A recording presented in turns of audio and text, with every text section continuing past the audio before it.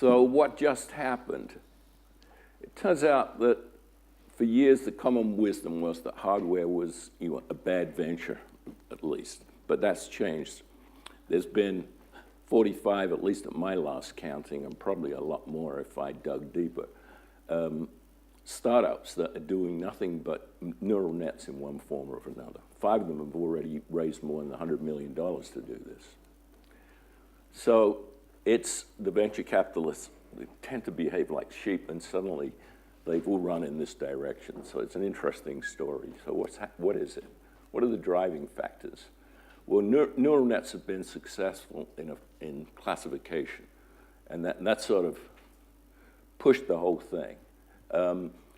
Moore's law is slowing down, and we have to come up with other techniques to get power and performance, and accelerators and application-specific things are an obvious choice. And the algorithms are very familiar and pretty straightforward.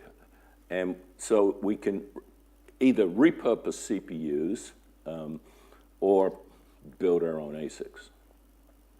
So the other thing is that we've got an order of magnitude increase in the data sets. And so we've been able to learn lots of things.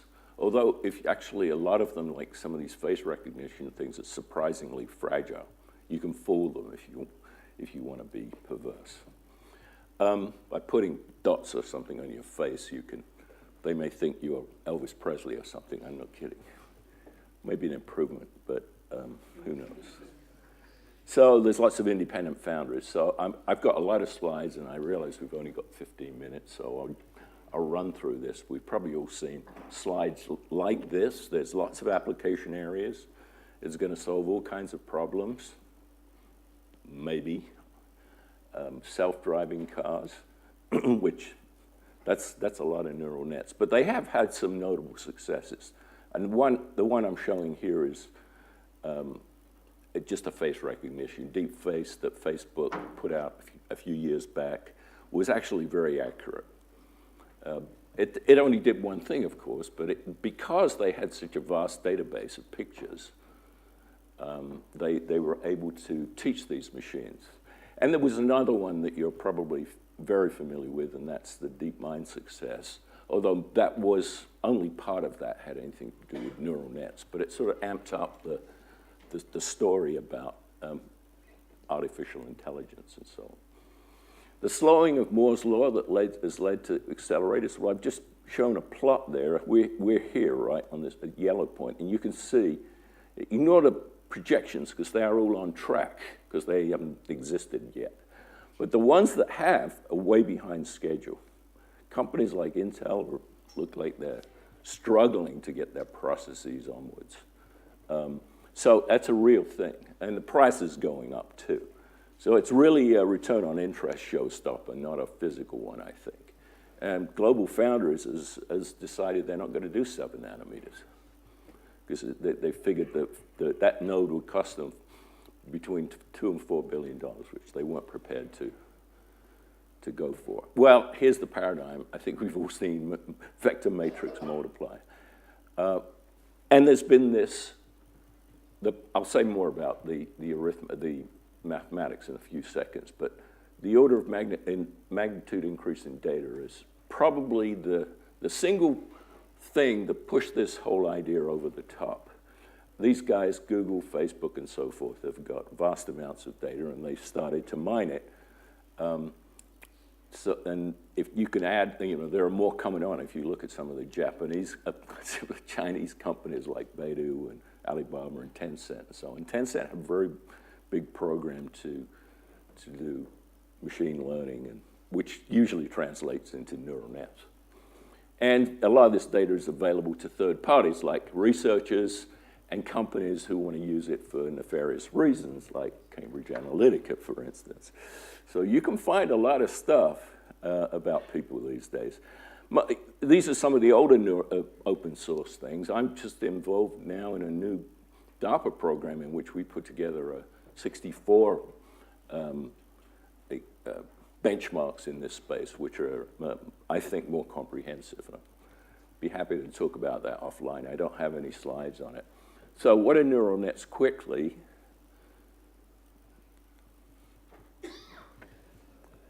Well, they've got the mandatory brain picture. They've got nothing to do with the brain, actually.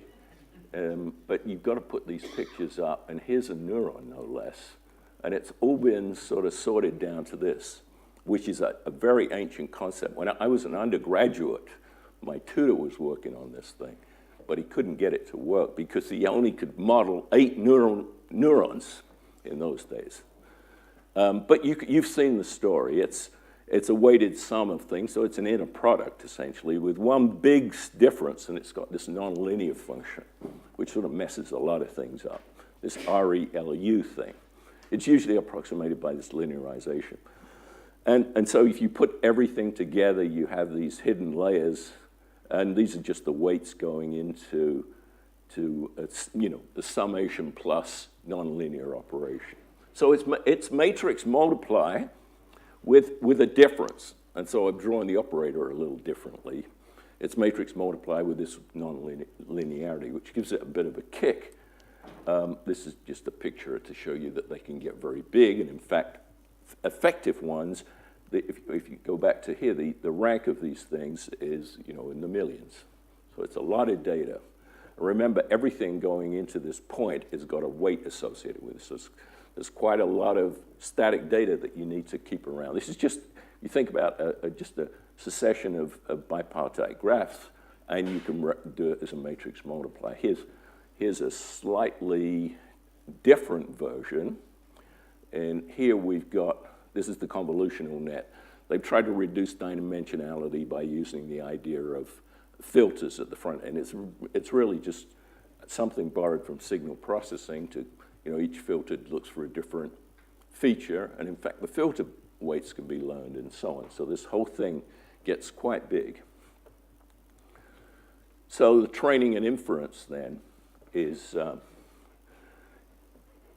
the inference thing is what you usually see, and that today people realize we can do this in maybe 4 to 8 bits, which has caused quite a dramatic shift. And it's also led people to believe that they can do it in analog.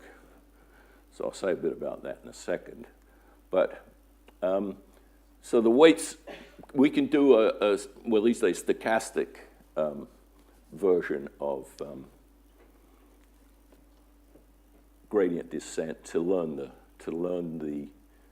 train the beast over here, and that's a back propagation. That's usually done in floating point arithmetic, although people are also showing you don't necessarily use this. So inference uses fixed, training uses floating. Okay, we're okay with that. So here's the idea that we have to do. We have to build a machine that does this. And this really messes things up, actually. This nonlinearity means we can't multiply out these matrices, right? Because what we'd like to do is just multiply them once and have done with it. But even on inference, we have to keep doing it over and over again. So, there may be some ways you can get around with. One thing that we've looked at is just, I don't know if I've got this, maybe I don't have the slide here, but is to try and linearize this a little bit by subtracting it from the normal matrix multiply of these, say these 3 W matrices here, subtracting the nonlinearity from it and have a correction factor so that you don't have to keep evaluating these nonlinearities. So what it does give you is, and this little diagram sort of illustrates it, it gives you, it takes you away from having to have linear spaces chopped up by planes, basically, for your regions of recognition. You can now have wiggly lines instead, and that's really what it was. That and the data, I think, is really what it's all about. Oh, so this is my aside there earlier, and that is that we can form this. You see, this is just a linear version of this, and use that correction maybe so that we could speed up our evaluation. We don't have to keep multiplying these things. As yet, the jury's out on whether that's a good idea. What are we doing? We're really just doing classification. It's not machines going to overtake the world, as the newspapers keep saying.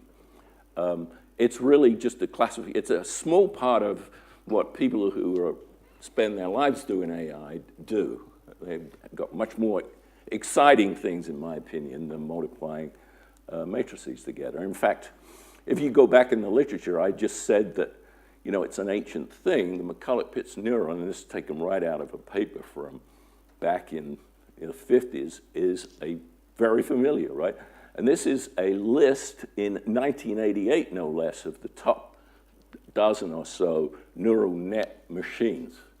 What's different from them and today is they were bulky, they couldn't put thousands of them on a chip, and they also didn't have the data to train them. And I think that's really all that's changed. So it's something that's come of, whose time has come, so to speak. So what are the common things? Well, it's an inner product. I won't go through this too much. So who's on the bandwagon? They're all jumping on. Remember I said that there's a lot of venture capital there, although they've got sort of AI fatigue at this point. It's pretty difficult this wagon, as you can see, is pretty full. My prediction is when it goes around the corner, they're going to fall off. So what are the approaches? I'm going to just put this list because I see I'm getting late on time here. I'm just listing all the things you probably read in EE Times, which is where I get all my technical information. They're all the same, right? They're doing a dot product. They're either repurposing their DSP like SIVA and so on, or NVIDIA have discovered that, yes, they can do these things. And they can just add a little piece into a machine and build a TPU-like, they claim a TPU-like processor, TPU being tensor processing unit. And these things aren't really tensors anyway, they're just vectors. So everybody's on board. So what's happening? I'm going to finish up. I've got 5 minutes, I've been told. Thank you. I'm just going to say, let's take a look at some samples to round off what we're doing. So Intel have repurposed the CPU. They've just put a merge a fusing function, I should say, that just evaluates these 8-bit quantities out of the 32-bit word, and it does the inner product. So clearly it can speed up that function. ARM have done the same thing, very similar actually, both of them have got a software stack, which is important, so you can actually use these things. But again, you can see they're evaluating this function. And you've probably read about this one because Google have been fairly open about what they're doing, although they talk about it late. I mean, this is a 3-year-old technology now. But you can see it's just, here's our little loop going around evaluating the weights times the vector and so on. And they've got what they call a systolic arrangement, i.e. they don't write things back to memory. They just keep flowing them around this loop. And it's got 65,000 little multiply accumulate things on it, so it can get things done pretty quickly. They claim about 90 teraops. And then they used 8-bit arithmetic to save energy. But I noticed that 2.0 thing, they've moved to floating point. And I think that's for 2 reasons. One, they're trying to provide a service, so energy is probably not paramount to them. It's also much easier to program, and because they're providing the service, they want it to be programmable through this TensorFlow platform. That's my guess. But actually, the performance has gone down a little bit. It only does about 45 teraops, but it does float, regular IEEE floating point. Academia's done some. This is a thing we did a few years ago. It's just a little, it was made by TSMC. It's just a little very low power neural net thing that recognizes things like you can say on, off, and it knows the difference. It can look at a small image and recognize whether it's that thing or anything else. So it's quite simple. You can see it doesn't have a lot of memory in it, and it uses this banked banked memory idea. So finally, there's the Microsoft Brainwave, which is an FPGA. Here's an interesting table that I got from microprocessor reports, and you can see that Brainwave actually doesn't do that well. I never quite understood why people use FPGAs for final products, but whatever. So this thing you can't clock very well. It gets about the same performance as the early TPU from Google, but the Google thing was made in a much earlier technology. I think I've got that sitting down here. I can't read it anymore, but it's way, yeah, I didn't, there we go. Took me a while to pick it out from all this eye chart, but you can see Google's about, this thing is already 3 years old and it's still getting the same performance, so guess what, ASICs do better. Okay, so that's my look. We looked at repurposed things, FPGAs, ASICs, and that's probably a good place to stop. I have some more slides on what's next, and just say a quick word. I won't get into them because I don't have any time left. But new problems are going to be with sparse data structures. So the vector machines are going to sort of be sidelined, I think, for those kinds of problems. But we could talk about that afterwards. Anyway, thank you, and I'm happy to take some questions.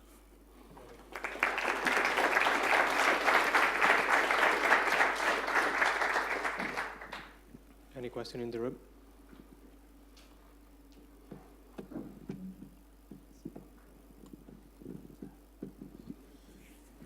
Do you have any comments on things like Boltzmann machines? Boltzmann machines? No, I don't have any comments. Would you like to have one? No.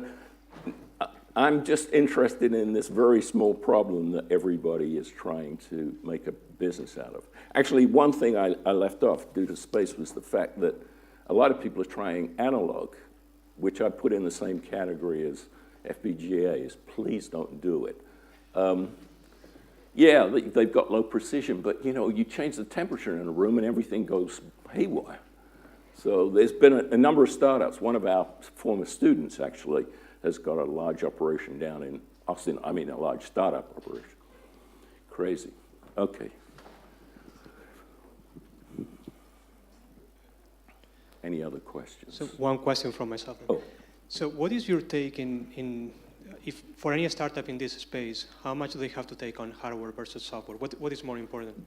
Well, the hardware enables the software, gives you the performance, but that's a big mistake that most hardware outfits make. They just build something that's really fast and low energy, and they say, wow, look at this. And then some guy comes and looks at how do I use it, right? How do I program this in C++? And so you got to build a big library of things. And Intel and ARM, I guess, have already done that for their repurposed chips. So yes, it's important. Yeah. Yes, Boris. What? Oh. Here first. Okay. Can't see you. So I'm going to help you with the last point you mentioned about sparsity. Why do you think it's going to have the biggest effect on a long term? From the machine learning perspective, at least, doesn't seem to bring too much. But in the system community, it seems to be the... I'm not getting your question very clear. So the question is, why do you think sparsity is going to play a big role? Why? Because people want to build graph machines and things like that, right? And they want to do things like, I don't know, recommendation systems and so forth, which start off as very sparse data structures and then become denser as they go along, of course. But then, and a lot of machine understanding, if there is such a thing, it has these very sparse data structures. In fact, neural nets do. One of the things that they're trying to do there now is knock out a lot of those weights because the weights take up a lot of space, right, in memory. And it turns out you don't really need all of them. Not only do you not need the precision, but you don't actually need a lot of weights. So they knock weights out and then they retrain the thing and they sort of reach a steady state. But the point is, then what they have is a machine, when they try and run this thing, they've actually got a sparse machine. And the performance, although they're doing less operations, the performance doesn't scale with the fewer operations because all the energy goes into actually retrieving the data when you've got these more complex data structures. So I think you're going to see that in the future. I don't think I'm telling you something that's a brilliant observation. I think people are doing it. We certainly are. We just taped out a chip that does exactly sparse algebra. Yeah. Yes, Boris. Last question. Boris Grant, University of Edinburgh. So, Trev, do you think that the inference space is mined out, or do you think that... Yes, in terms of startups, if you come to... How about research? No, well, how about more like kind of research? Or do you think that at some point, you know, the data sets will get so damn large, or the models so deep Yes, that I don't know. I don't know. You know, I'm no good at predicting the future. If I was, I'd be on a beach somewhere instead of trying to earn a living here. So, you know, I think so. I think it'll grow, it'll become very different. That's all, as it moves on. And then the machines that you want to use will be different, too. That's the problem with application-specific, right? You gotta... Okay, let's thank the speaker again.